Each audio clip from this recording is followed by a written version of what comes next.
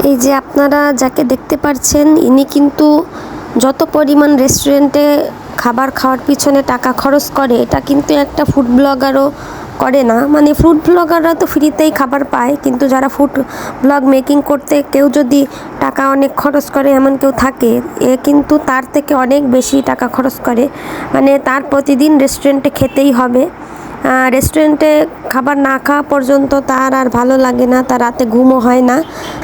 তার কাছে 500, 1000, 2000, 2500, 3000 টাকা রেস্টুরেন্টে ডেইলি খরচ করা কোনো ব্যাপার না, তার কাছে এটা নর্মাল। তো যাই হোক, আমরা আমার ফেভারিট একটা স্যুপ আর সাথে ফ্রাইড মোমোস অর্ডার করেছিলাম, আর এই ওভেন বেকড পাস্তা ওখানের খুব পপুলার খাবার ছিল, এটা অর্ডার করেছিলাম, আর সাথে ছিল কোক।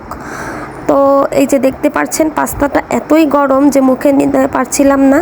আর এই যে ফুল খাবারটা, এই যে ফ্রাইড চিকেনের সাথে আপনার ফ্রাইড মোমোস, কিন্তু এই কম্বোটা আমার কাছে খুবই ভালো লাগে।